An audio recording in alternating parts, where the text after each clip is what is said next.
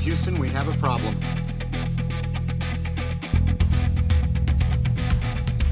Give me all you got!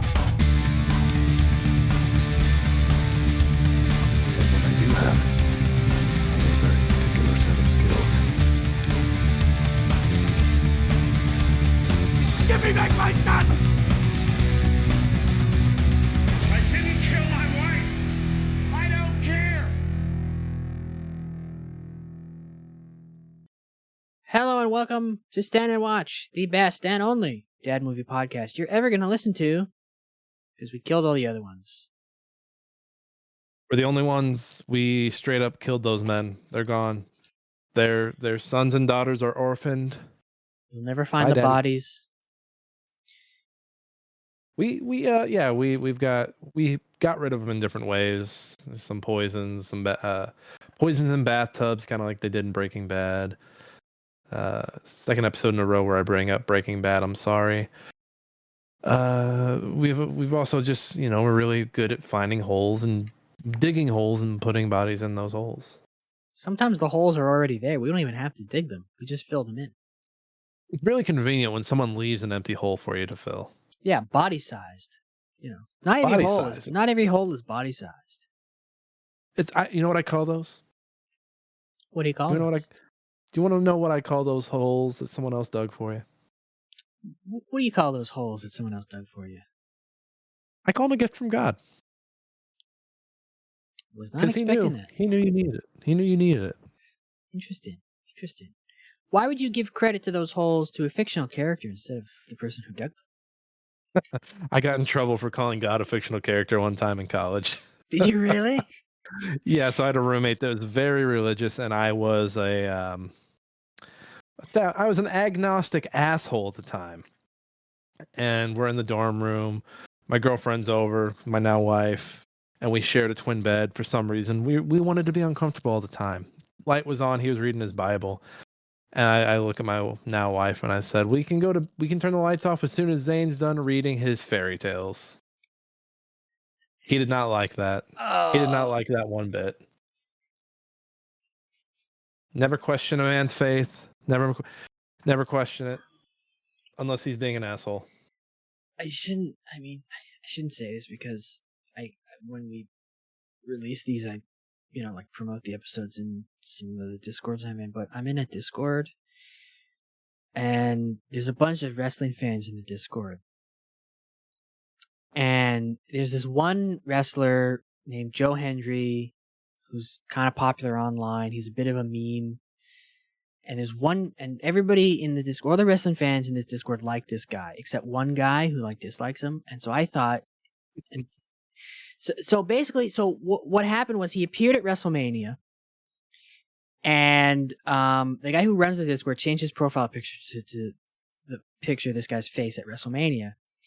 And then I thought it'd be funny, because one guy doesn't like this guy. He really hates him. And it's kind of a running bit how much he dislikes the guy. One day we should all just change our picture and name in the Discord to Joe Hendry. So over the last few days, we've all been doing that. And he's not a fan of it? No. And so, at various times, people, one day, I think it was either yesterday or today, people are like, why is everybody Joe Hendry all of a sudden? Why are there so many Joe Hendrys? And I'm just because we, and the guy, one of the guy's catchphrases is and it's in his theme song, is I believe in Joe Hendry. So I'm because we all believe, you have to believe or whatever. And somebody in the Discord replied to me. I was yeah, because we were talking about it. I was yeah, we're all Joe Hendry now. Why is everybody Joe Hendry? Oh, you should change to Joe Hendry. It's why? Well, because we all believe. And someone replied to me saying that with, I already have someone I believe in. Oh, was this? They believe in Jesus Christ? Yes, because their follow-up message was, which reminds me, I should go out and buy a new rosary. Jesus, he really phoned in Jesus into the conversation. Yeah, and I'm okay, I didn't respond or anything, but I'm thinking to myself, you can believe in Jesus and also be part of this bit. You can believe in Jesus and Joe Hendry at the same time. Yeah. No one's gonna get hurt. Yeah. I look back at mine and I regret it a little bit because he was the only Christian I know I've ever seen read a Bible. So I should have been more chill. It's like, oh, he's learning. He's over here like reading the word, whereas opposed to everyone else is just taking the spark notes from their pastor. Yeah. Yeah, I don't know. More power to you if you believe in that stuff, but I don't know. People are weird about it. People are weird about it. Hey, in case you were wondering who this agnostic asshole is, this is Nick, by the way. Oh yeah, and I'm Matt.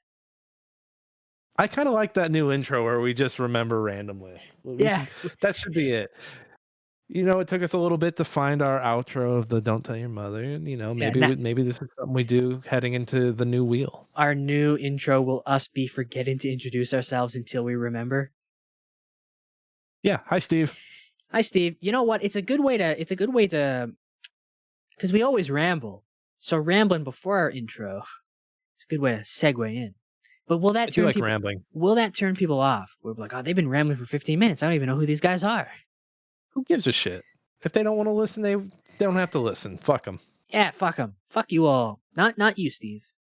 Not you, Steve Buscemi, our first listener, our most famous listener. Yeah. You stay right here. Yeah. Anyway, we should get something in our banner that says Steve Buscemi's favorite podcast. I still think we should do that. We did that. You helped me with that. Did we make that? We did make that. You were there. Is it on the Blue Sky? I don't remember. It is. Was I asleep? You were there when I did this. I don't remember this. I'm kind of scared. You were. Did we do this me during one of our late night podcasts? I do not recall. I don't remember when we did it, but we did it. Oh, I need to see this. Stand and watch. Yeah, there it is. Oh my God, we did do it. Yeah, Steve Buscemi's favorite podcast. I don't remember this at all. Yeah, we did it. Wow. Steve, I don't know if we've said it before on the show, but that's for you, man, because we know your favorite. Yeah. We'll send you a t-shirt. Send us your size. We'll send you a t-shirt. God, we should start making this. I can't wait for the day that this reaches him. You know, these two guys keep claiming that you listen to their podcast. Yeah, I don't know what the fuck they're talking about. I can't do a Buscemi. Can you do a Buscemi? I can't do. I've never tried. Closest I ever got was during his 30 Rock days, but I am too old. Who are these guys? I don't know. That's not Steve Buscemi. That's like a 1930s paper salesman. Donaghy. I can maybe... Donaghy. What's with the cookie jars? Hello. How you do, fellow kids? How do you do, fellow kids? He's a tough one to nail. He's a tough one to nail. Yeah. Anyway, we love you, Steve, and you're welcome on the show anytime. We know you're listening. We know you're here. We know you're here. Yeah. Hi, you're Steve. Here in ears and spirit. I don't even remember how this bit began. Was it Con Air? One of our guests said something about Steve Buscemi? It wasn't Kate. It was Oh, was it Amanda? Is that how? It was Amanda. Is that when the bit started? I think Amanda started the bit. Did she? Oh, damn. Good for her. I still need to watch her movie. Good for her. Amanda, if you're listening, I am going to watch your movie.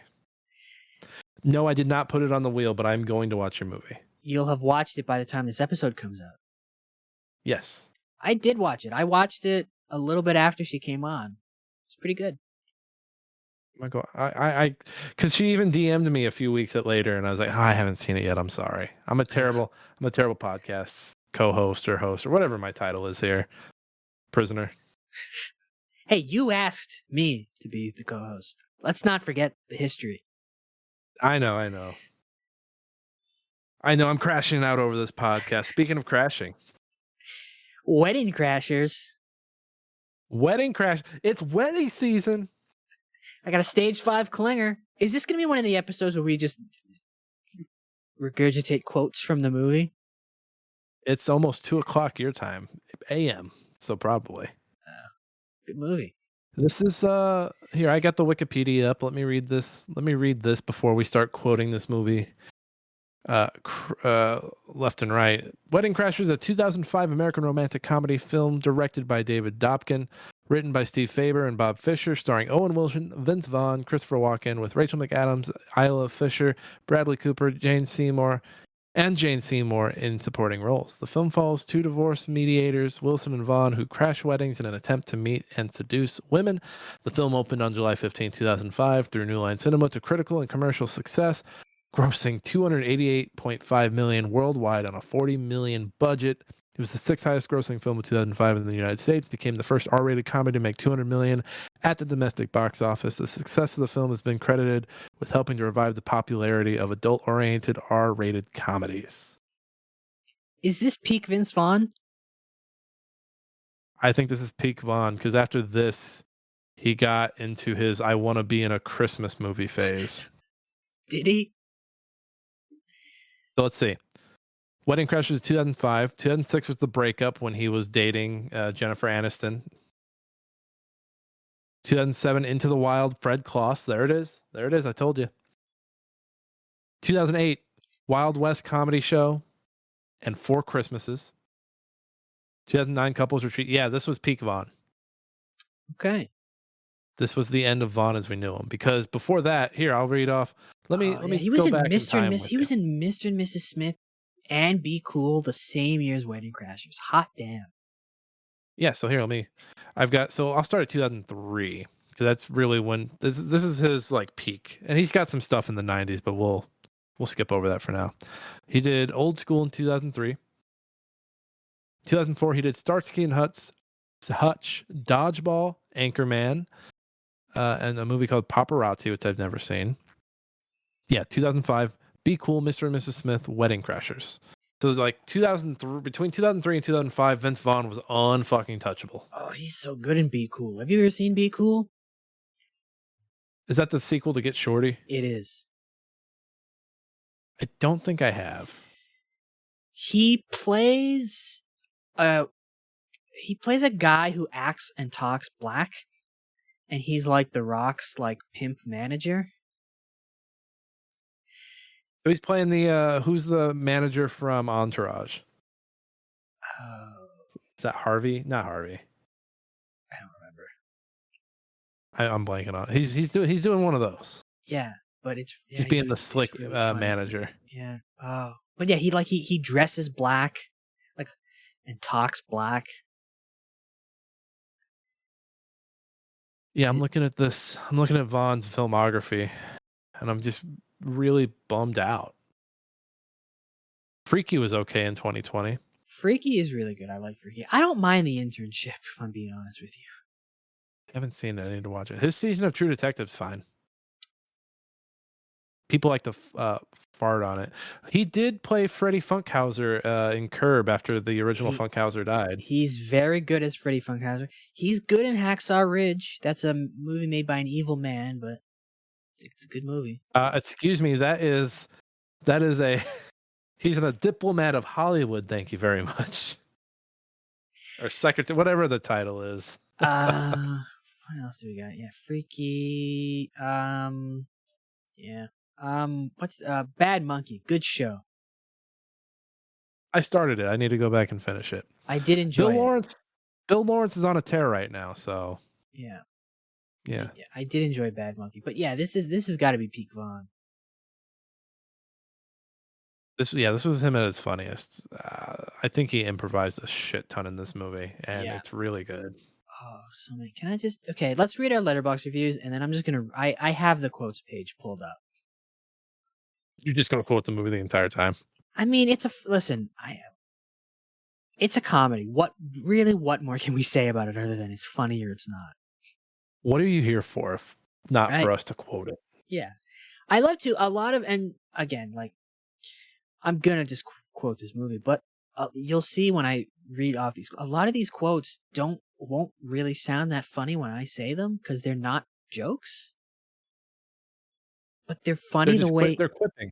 they're funny the way he says them. He's got such a good delivery. He's got such a good delivery. Like he talks fast. He's like a car salesman, but just throwing out funny things. It's incredible. I want Funny Vaughn back. Bring him back. I've got my review up. This is from Huge Film Guy. He gave the movie 3 stars, and he said Bradley Cooper could never tackle Vince Vaughn. That's true. He's a little fella. Couldn't tackle an Oscar either. Sorry, Brad. I got mine here from Ian Curran. Curran? I've heard it both ways. Who is a patron and gave this movie 4 stars and a heart and wrote, Vaughn is a Category 5 charisma hurricane in this. I just think of well, first of all, on the Letterboxd, y'all need to chill on like the comedies that came out 20 years ago. Yeah. Like, especially everyone's entitled to their opinion. Like, go ahead. But like, I was just reading these reviews. It's like, y'all are fucking soft. And I try not to call people soft, but I was like, God damn, like y'all completely. These are surface level complaints that you have. Like, if you actually met the comedy where it's at and understood the things they were saying, like, yes, some of it's being goofy, some of it hasn't aged well, but fuck, man, like these are dumbasses like taking advantage of women during wedding season. These are bad people. Bad people who get their comeuppance. A couple of bad things happened to them, and a lot of these Letterboxd reviews are saying, "Oh, I can't believe they had this bad thing happen to this bad person. That's bad. How could they do that? That's morally bad." And it's like, buddy, weren't you just cheering on the murder of somebody? Yeah, weren't you just like, didn't you just have a boner over Luigi shooting some CEO in the back of the head? Yeah, because he was a bad guy who deserved it, which is true. But yes. Vince Vaughn is a bad guy who kind of deserves what happens to him. You can't root on Luigi Mangione on one hand, and then on the next hand be like, I don't think Isla Fisher should have raped Vince Vaughn. Yeah, like, yeah. I said that and I immediately wanted to take it all back. I wanted to sink into my chair, but I was also can't. No, I stand by you on this. You can't. And like I'm fully on board. Luigi did nothing wrong, but you can't cheer on a real crime happening to a bad person in real life and then be upset when like a crime happens to a bad person in a movie. Like, I was on Blue Sky the other. I think it's the sex more than anything. I think these are Gen Z reviewers, but I was on Blue Sky. Someone had mentioned something about like how weird people are with like shipping characters on TV and then trying to like hoping that their actors in real life get together.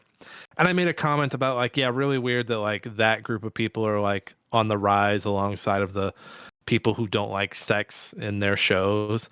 And some goofball, like not even part of the conversation, hops in and is like, I just don't like the sex if there's no point to it. Like, I'm just like, what? It's human. It's a human thing that humans do. Yeah. And film is about the human experience. Anyway, I'm gonna start quoting this movie before we really get into it. I'm sure we both have many things to say. Yeah. Before we get angry at these reviewers. All right. So I got a quote here. Vince Vaughn goes, I didn't get a lot of sleep last night. Owen Wilson goes, soft mattress? Vince Vaughn goes, yeah, it could have been the soft mattress, or the midnight rape, or the nude gay art show that took place in my room. One of those probably added to the lack of sleep. This movie throws everything at him. He is just this devious fucking dirtbag. Yeah. And they're like, okay, we're gonna do everything terrible to Vince Vaughn that we can. Yeah.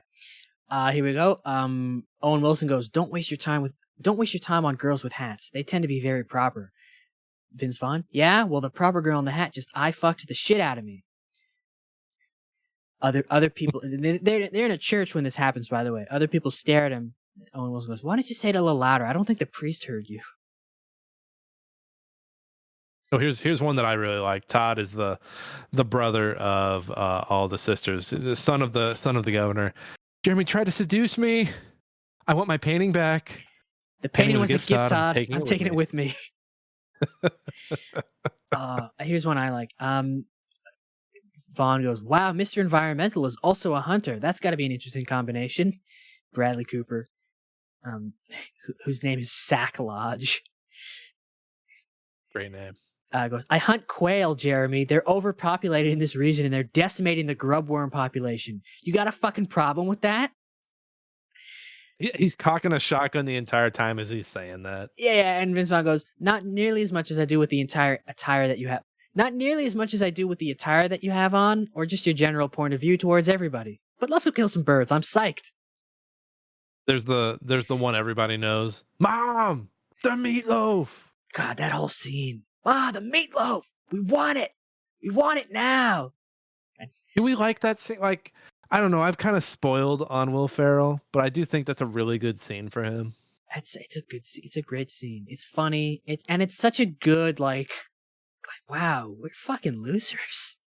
It's a good wake like up call. we thought we were bad, but we could be a lot worse, but we're still losers. Yeah, like wow, this is kind of what we are. Like this guy, like we follow this guy's doctrine. This guy's a fucking loser. Ma, the meatloaf. We want it now. I do love the initial dinner scene when the grandma's going off. The racist grandma. The racist grandma, and there's something wrong with Todd, and she's like, he's a homo. Yeah.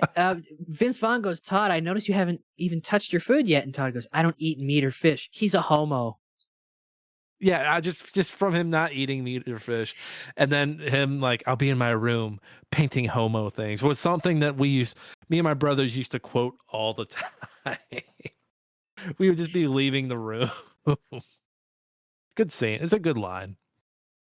There's also tummy sticks. You shut your mouth when you're talking to me. Great opening line. I'd argue one of the best cold opens in a movie. Oh, there's a everybody quotes the Ma the meatloaf, but I think the funnier line in that Will Ferrell scene is when he's explaining that he does funerals now. He's like, I met her at a funeral like yesterday. Guy died in a hang gliding accident. What an idiot. And then he's miming the guy. Oh, look, honey. Oh, look at me. Oh, I'm dead. He's just a despicable human being in this. Yeah, like he's fake crying at these funerals, and he's looking over at Owen Wilson doing the humping motion.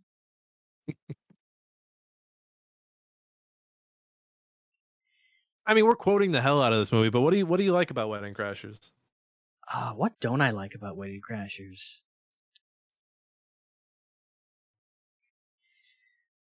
It's hard. It's hard to quantify because it's just a funny movie.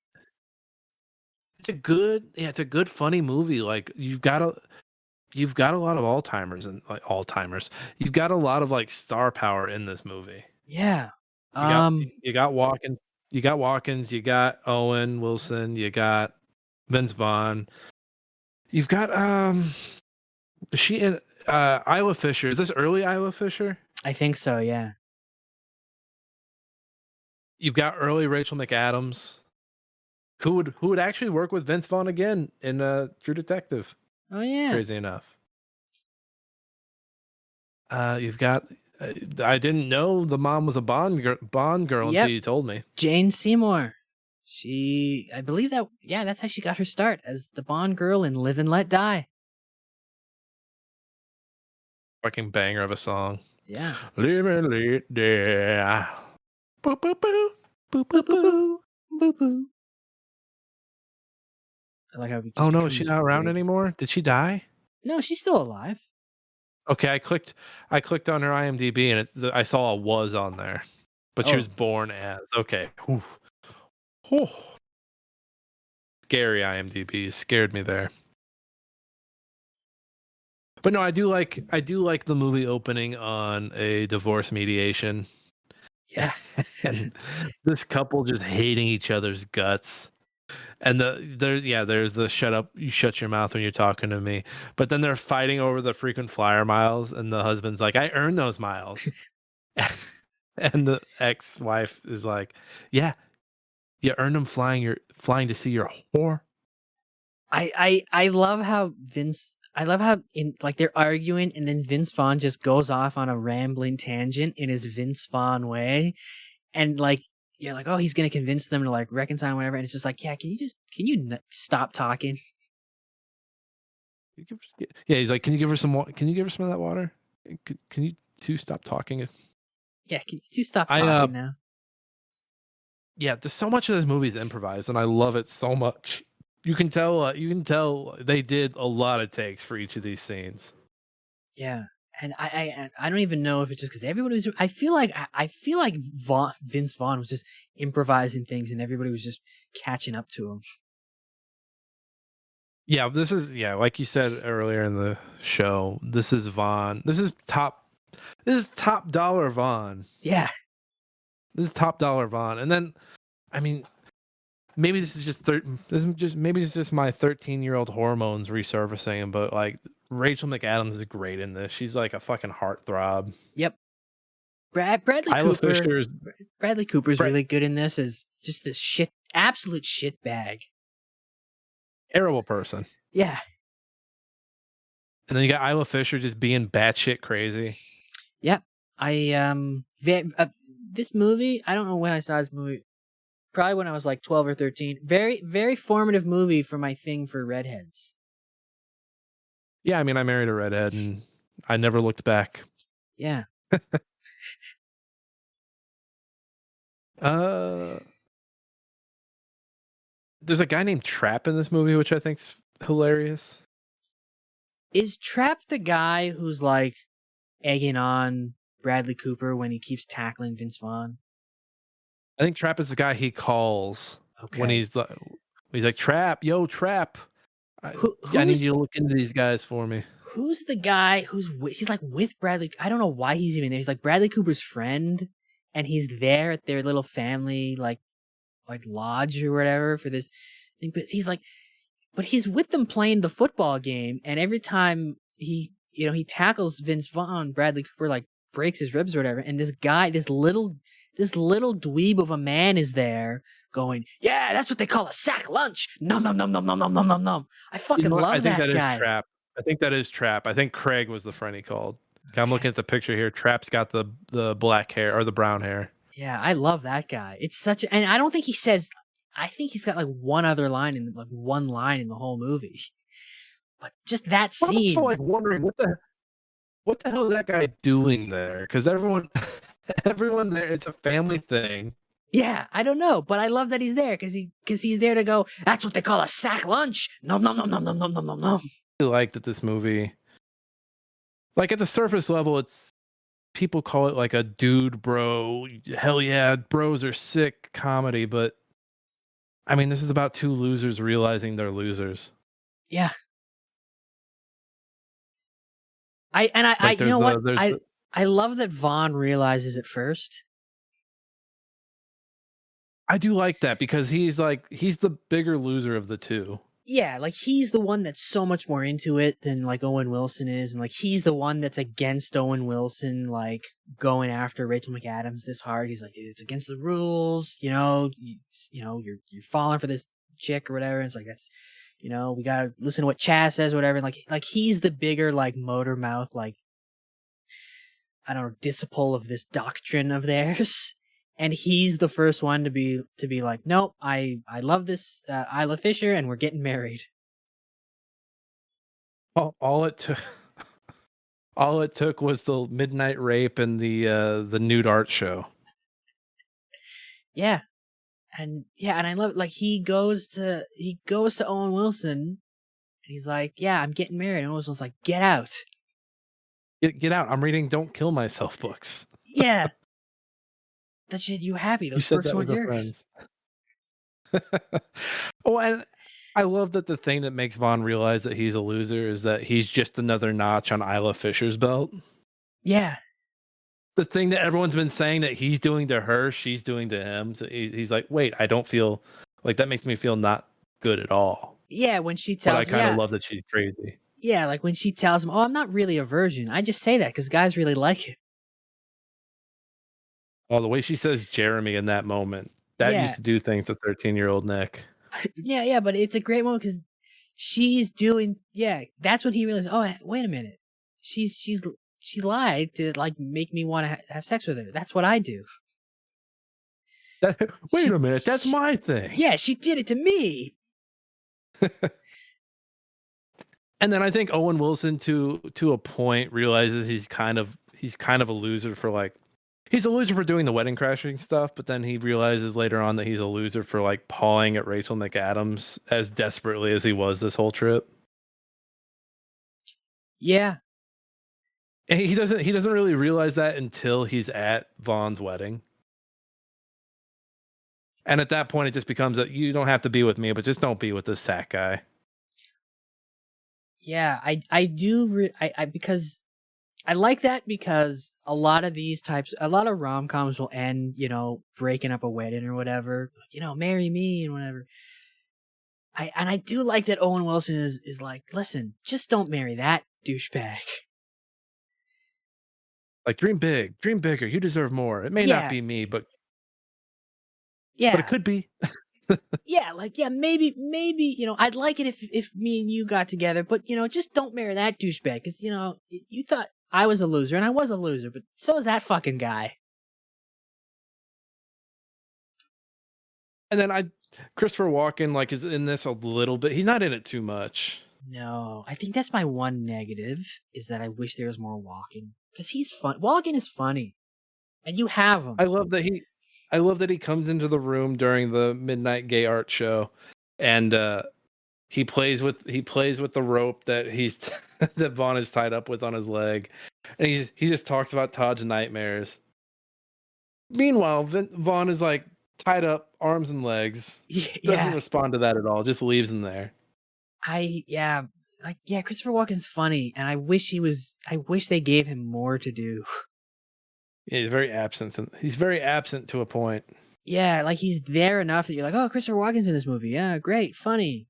But he's not in it enough. And I don't think Jane Seymour's in it enough either. She has that one little subplot where she's coming on Owen Wilson, and they just kind of drop that. Yeah, she gets her tits felt up, and then she stops. Yeah. She gets her tits felt up, calls him a pervert for doing it, and then just like that subplot is over. And I'm like, no, you can keep that going. That's funny. That's it. She just needed to feel up. She didn't need anything else. I mean, she already admits that she's getting it from somewhere else anyway. Yeah, I do love when Owen Wilson tells Vince Vaughn, I just she forced me to feel her boob. It's like, yeah, why don't you get jacked off under the table in front of the whole family and have some real problems? I do love the small detail of that dinner of Vaughn not getting up when everyone else does, which I'm very thankful he didn't. If this came out like 2 or 3 years later, they would have had him stand up. It's much funnier that he doesn't. Right. I'm just saying, if this was something about Mary, there's something about Mary, we would have seen the hair gel. Yeah, for sure. Not that that's a bad movie, but no, I love There's Something About Mary. But yeah, this movie came out in between the window of There's Something About Mary and Sex Drive, two of like the grosser sex comedies that have those moments. And this one was like, we're gonna have the jerking off, but we're not gonna have the end effect of it. It's very restrained in where it pulls back, which is to its benefit. Yeah, this could have been an American Pie type gross out situation. Yeah, and I think if you go that far, you do kind of lose, because there is a sweetness to it. There is, and it all comes from Wilson and the relationship between McAdams and Wilson. Yeah, they have. God, remember when they'd get 2 stars in a movie together and they'd have chemistry? Oh man, what's his name? The guy saving Hollywood. Glenn Powell wishes that we could find this chemistry, because he's got chemistry coming out the ass with everybody. Not everybody has chemistry coming out the ass with him, though. Yeah, I mean, Glenn Powell has enough chemistry for him and his co-star, but he's like, come on, he's the only one. We need more. We need more movies where people have chemistry, like Owen Wilson and Rachel McAdams. You think Powell and Rachel McAdams would have chemistry? Absolutely. No, I want it. Yeah. She should have gotten the Oscar for Arrival. I'll end it at that. She was in Arrival? Was she in Arrival? That was her in Arrival, right? No, that was Amy Adams. Oh shit, I'm getting my redheads mixed up. No, she's not redheaded. God damn it. Rachel McAdams was in Spotlight. She could have gotten an Oscar for that. She wasn't the best thing in Spotlight, though. She was okay in Spotlight. She should have gotten an Oscar for Game Night. You ever see Game Night? Yes, I've seen Game Night. She's great in Game Night. Yeah. Well, the Academy doesn't like comedies. Oh, that movie's so good. That movie should have done better at the box office. That was our next romp of R-rated comedies, and they just kind of came and went. That one's so good too. And you know what? At least it led to the D&D movie. It was better than Tag. Yeah, I like Tag, but yeah, Game Night is There first. was a weird. We're in a weird phase of game night type movies. Were Tag and Game Night the same year? I think so, or if not, they're like a year apart. Tag was 2018. Game Night was 2018. Wow. Were Tag and Game Night the Armageddon Deep Impact of their day? I think they were. Wow. Someone was like, "Hey, we got this hot IP." Did someone pay for the IP of Tag? No, that's based on a true story. Oh yeah, the friends that have been playing nonstop. Yeah, I do like that movie. It's not as good. Game Night is incredible, but I do like Tag. That's a fun little movie. Game Night's just a lot of great character actors. Yeah. Anyway, back to Wedding Crashers. Yeah, this is one of those movies that you can put on at any time and just feel good. It's just a fun movie. Yeah, and it never stops being fun. I don't care what these feckless cowards on Letterboxd have to say. This is a fun movie, and it's fun every time. I think the comedy in it's aged really well. Yeah, because again, it's improvised, and I think there's something that I think a lot of improvised comedy aged pretty well. Between this and a lot of like What We Do in the Shadows, it's just good like physical comedy, good character comedy. and I think another reason why a lot of it ages. It ages well, in spite of what some people may say, because the joke is always on these two absolute heathens. Right. Like it's this movie never once, like, what's the word I'm looking for? It never like agrees with their position. It doesn't uphold their behavior in any way. It's like, these are losers. These guys are losers. Right. It never punches down. It's never them saying, it's them being the most, I don't know if audacious is the word, but just it's them being terrible human beings in the movie saying, look at how stupid these two are and look what we're about to do to them. Look, they're losers. They take advantage of women. Like they don't respect women. Like they're not good people. You should clap when bad things happen to Vince Vaughn in this movie, because he's not, and like, because he's a bigger loser than Owen Wilson is at the beginning. Well, and in a world where bad things never happen to bad people, you would think like it'd be nice to sit down and be like, oh wow, this is really nice to see that this person is getting this comeuppance. Yeah, it's nice to see like Vince Vaughn, and people can complain, oh, I can't believe they made a joke out of Vince Vaughn getting raped by Isla Fisher, but it's like, Vince Vaughn is a bad person and he's getting his comeuppance. Bradley Cooper is a bad person in this movie, so it's great to see him drink eye drops. Wait, were there people that were mad about him being poisoned? I don't think so, but you'd think they would be. They're mad about what happened to Vince Vaughn. Oh yeah, I can believe that people are mad about that. But yeah, like bad things happen to bad people in this movie. I guess except Will Ferrell. Well, and the movie's not like making a joke at the expense of a rape victim. They're not saying anything. This is Vince Vaughn being a terrible person. Yeah, this is Vince Vaughn being a terrible person, and then basically getting what's been done to him, what's he's been doing done to him. Yeah, it's him having everything flipped. It's his world flipping. Yeah, it's him essentially. They view these women at these weddings that they're not invited to as marks, and he's Isla Fisher's mark.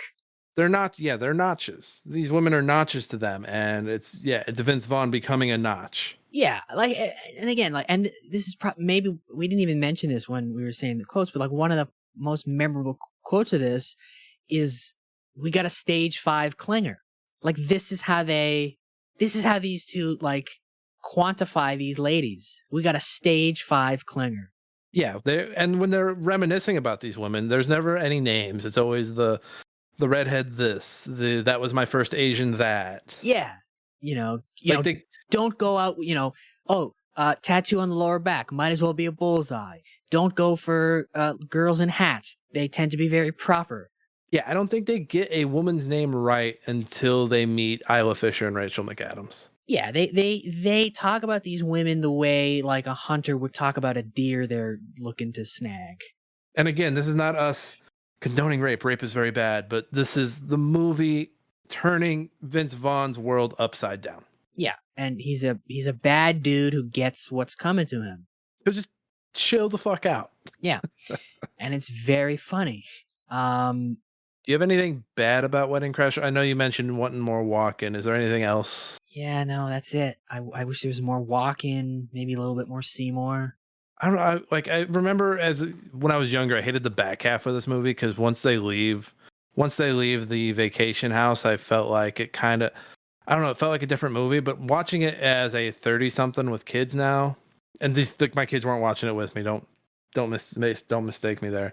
But no, the back half of this, I think I like it even better now that I'm older. You know, when I was watching this, I was actually thinking about it. I was like, what do I dislike about this movie? And I got to the back half. I'm like, do I not like the back half of this? And then as it went, I was like, no. The back half kind of makes the movie. You need that back half. You need Owen Wilson crashing out. Yeah, you need his crash. You need him being, he's all depressed because, I didn't get the girl or whatever that I was falling in love with. But no, you don't deserve her. Of course not. Like, you were a liar and a cheat and a scoundrel. And, yeah, it's sad that she's still with Bradley Cooper, but should she, you got what was coming to you. Yeah, you got everything you wanted by lying. Did you really think you were going to get everything you wanted for telling one truth? Yeah, and you need that back half. Like, that's when the movie is like, these guys are losers. Like, I know everybody loves the Will Ferrell scene, but that's the scene. It's like, no, these guys are losers. This guy's a fucking loser. That's when Owen Wilson starts to see it. Like, oh my God, this is what we've been following. But you can also tell that, like, he would fall. Like, if Rachel McAdams had said, "Yeah, I won't marry Zach, but I'm not gonna be into you," you could also tell he would just slide right back into it. The way he's like telling Vaughn that he's like Will Ferrell's a genius and he's cleaning up. Yeah. He's fucking nuts, and he might be a genius. But he might be a genius. But yeah, like, you can like, that's like him in Chaz's house. Ma, the meatloaf, and then he goes to a funeral with Chaz, and you can see the look on his face. He's disgusted with himself. Like, what is my life? Yeah, everyone's crying, and he's there for one thing. Yeah, and they mention this a couple of times throughout the movie, and it's kind of like, it is a nice little, like, an underlying thing of how, like, I don't know if Vaughn says it first or Wilson says it first, but like, there's this little through line where like Wilson says something as if he's a young man, and like someone's like, yeah, but you're not a young man. We're not. And so, like, when he goes to Chaz's place and then goes to the funeral, like, you can just see that realization of like we're adults. This is what we're doing. Like, this is what we're doing. Like, I'm in my 30s, and this is what I'm doing. Like, we're fucking losers. Yeah, and I mean, you have the sleeping bag that appears multiple times throughout the movie, and you're like, oh, these are men that still think they are in their 20s. They still think they're children. And Vince Vaughn basically, no longer coming over to camp with Owen Wilson because he's getting married. I think he's still trying to do it, but Owen Wilson's kind of pushes him away. But yeah, just that grow up literally the grow up Peter Pan, grow up Count Chocula is something that you could have said to both of these men throughout the entire movie. Yeah, and again, I know we said it before, but I love how Vaughn grows up first. It's good because you feel like he's the furthest away from growing up, and it just hits him. Because and he's like, you can even tell again, he's the more immature of the two. He's the fast talking one. He's the one that's like, oh no, you can't fall in love, blah blah blah blah blah. And then he's the one that, like, he grows up. He wants to get married. He goes to check on his depressed friend and is like, yeah, I know we've been having our problems lately, but I just want to see how you're doing, and I'm getting married. I want you to be my best man. Like, he matures first. I love that, because you think it's going to be Wilson, because a lesser movie it would be, because he's the romantic lead. Yeah, because he essentially, they do this last wedding that he doesn't want to do, and he ends up falling in love, and you think, oh, he's done. He's out of the lifestyle, and then again he crashes out and crashes the funeral. Yeah. Yeah, this is a fun movie. Yeah, I don't have any negatives. This is probably one of my favorite comedies of all time. It's up there. Yeah. To think we got this and the 40-Year-Old Virgin in the same year, basically the same summer, basically with very similar messages. Here's a question for you: this or the 40-Year-Old Virgin? If 10 years ago I would have said 40-Year-Old Virgin, I think it's this. Yeah, I think so too. I think Vaughn outshined everybody between those two movies. Yeah, and you know what? I think it's more quotable. It's more quotable. It's the characters are more memorable. It's breezier. It's breezier. Outside of Steve Carell, and Seth Rogen, what do you really remember about the 40-Year-Old Virgin? Not much. Like Paul Rudd's in that, and Paul Rudd's kind of forgettable in that. I know. How do you make Paul Rudd forgettable? There's the one girl that Steve Carell says, "I hope your back trunk or whatever. I hope your trunk's big enough because I'm gonna park my bike in it or something." There's this. The women in this movie have a little more autonomy than the 40-Year-Old Virgin. Yeah, I'd love to read those Letterboxd reviews. Oh God. Yeah, I would say this is better. I think they might have a stronger argument than the ones I saw for this one. Yeah, I would say this is better. Vaughn is he's a stage 5 charisma hurricane. I do think this is a 5-star movie, by the way. 5 stars? You're giving it 5 stars? Your robot voice is back. My robot voice back. Damn, internet's being crazy tonight. Oh. Now I'm back to 3 bars. Yeah, I think this is a 5-star movie. Okay. For the listeners at home who don't speak robot, Nick has given this 5 stars. I'm sorry, my internet normally doesn't embarrass me like this, everybody. Yeah, it's okay. It happens to everybody. Nothing to be embarrassed about. It's a common occurrence. 5 stars, and I do think this is a 100% dad movie. Yeah. I'm gonna go a little lower. 4.5. But yeah, it is a 100% dad movie. You just need a little more walking. I need a little more walking. You're telling me off show you needed more boobs. You're like, not enough boobs. Yeah, I needed more walking and more boobs. Yeah, I that's my only issue with it. But yeah, I do agree. 100% dad movie. Me and my dad still quote this to each other on the regular, like unprompted. We'll go. Ma, the meatloaf. Do you tell your dad to lock it up? I don't, but maybe I should start. Lock it up. No, you lock it up. No, you lock it up. You lock it up. I always have the image of Vaughn stuffing his breakfast on the plate stuck in my head. I always thought that breakfast spread he had looked really good. Oh yeah, didn't he? And he poured syrup on it too, didn't he? Poured syrup all over it. God, syrup on a muffin? Hey, don't knock it. He had a tough night. Yeah, that's true. That's true. You take what you can get. All right. This was a fun movie. But you know what's not fun? Oh, that was a serious question. What's not fun? Oh, IMDb goofballs who go online and post random things that they've determined to be goofs in movies that they've watched in a segment we like to call the Negative Nancies of the Week. I've got my Negative Nancy. Now, hang on. I think this might be the... You say yours has 84 dislikes? 88 dislikes. 88 dislikes. Okay, let's end with that then. Okay, you go. Yeah, because I'm sure yours might outshine me. I don't know how I missed one with 88 dislikes, but I did go through this one pretty quick. Mine is at the end of the film, after Jeremy and Gloria's wedding, the four drive off and discuss crashing some other weddings. They should just go to their own reception. I didn't see that one. Where is it? It's miscellaneous. It's the only miscellaneous one. There's no way that is real. Oh my God. How could you be so dense? I don't think I can beat that. Yours has 88 dislikes. This only has 4. Come on. Yours has to beat that. that. Say they didn't go to their reception. Maybe they went to their reception, then crashed the week. Jesus. Yeah. Oh, all right. God. All right. This is obviously written by someone who didn't pay attention to what the mother said. All 3 daughters of the Cleary family have different hair colors. Claire's brunette, Gloria is red, and Christina is blonde. It is highly unlikely this occurred naturally. They would have no reason to dye their hair. This person has no idea what they're saying. I think what they're saying is with the 2 parents they all share, they shouldn't, this these 3 different color hairs, and then I think Todd is also like black hair, Brunette. has black or like dark brown hair. Yeah. Todd, by the way, who was the FBI guy in Ambulance. Was he? Yeah. Oh Jesus, he's come a long way. I wish he was in better movies. Hey, he's in this and Ambulance. That's 2 good movies. Stop it! You stop it. I'll never stop. I think this person's trying to get to the point that like, yeah, there's no way all these hair colors would be natural between these 2 parents. Which, duh. Yeah, they've said they've been cheating for the last 20 some odd years. Yeah, she comes right out and says it.